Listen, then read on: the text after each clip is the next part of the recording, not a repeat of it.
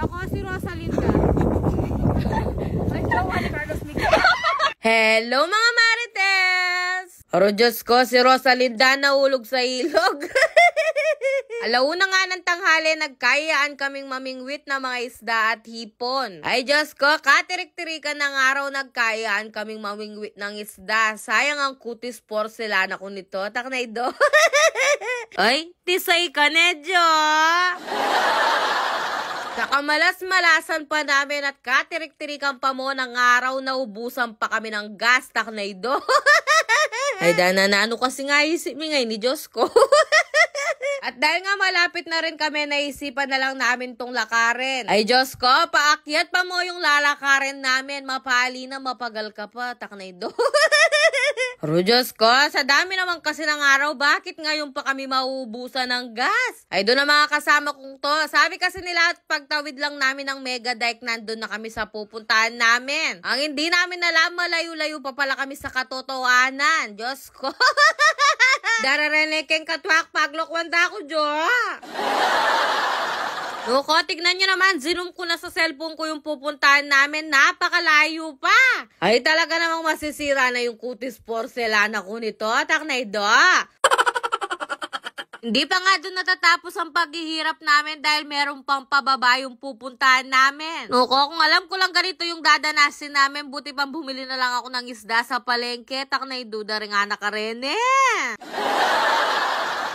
Diyos ko, day, papayat na yata talaga ako dito.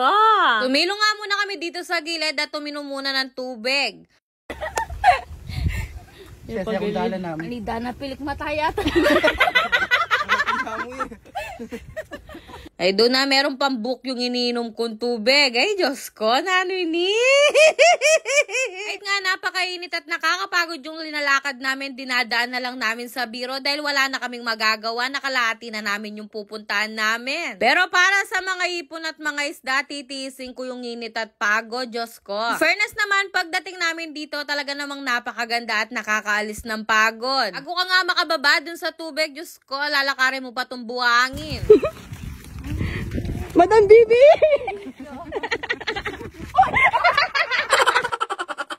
Taknay do, sa layo ng linakad namin, mga lambot na ako, Diyos ko. O kapag napanood to ng asawa ko, panigurado sasabihin niya sa akin, mahilig-hilig ka kasi, o yan. Pagkatapos naming magpahinga, nag-umpisa na kaming manghuli ng mga ipon at mga isda. Diyos ko, dahil sobrang excited ko dyan.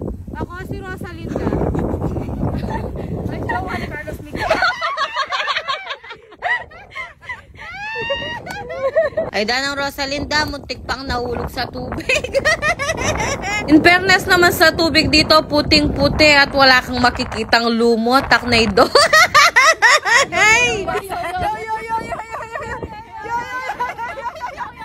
Sobrang excited ko ngang makita yung mga nahuli nilang mga isda at hipon. Ay Dana Jo, pagtingin ko sa mga hipon, parang ginagawang bagong. Diyos ko, yung mga tilapia, sakto palang nagdadalaga. Tama ka rano karugo, Diyos ko. Diyos ko, pati yung kulambo ni Apong Baby, dinala pa nila dito para panguli ng mga cutie-cutie nga naksyutang ipon na to. Pero dahil nga nandito na kami, wala na kaming magagawa. Ay Dana, expect ko pa mo magluluto ako ng garlic shrimp ngayong araw. Ang ending bagong alamang pala yung lulutuin namin. Taknay do.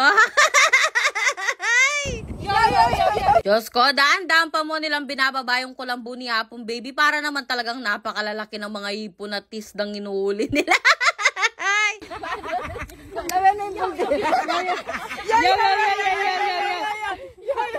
Danang baklang malanam, talaga namang gumiling-giling pa. Pagkasaka nga nila dun sa kulambo, sobrang excited namin tignan yung mga nahuli nila. Baka sakali malalaki na yung nahuli. Diyos ko. Nuko, dahil nagpipiko, nagcha-Chinese garter pa tong mga nahuli nila. Napakababata pa. Etong lasubo, Jo. Diyos ko, talaga naman sama-sama pa silang linalagay sa bote itong mga alamang na nahuli namin. Karakal ng karakal, medyo. Diyos ko, expect pa mo ng asawa ko, magluluto ako ng garlic shrimp. O yan ang ending, maniltilang kemba gukrugo. Nuko, nang dahil sa mga cutie-cutie nga lang mga tisda na yon, talaga naman pati sa paggakyat, nuko, napakahirap. Buti pa talagang bumili na lang ako sa palengke, Daknaydo.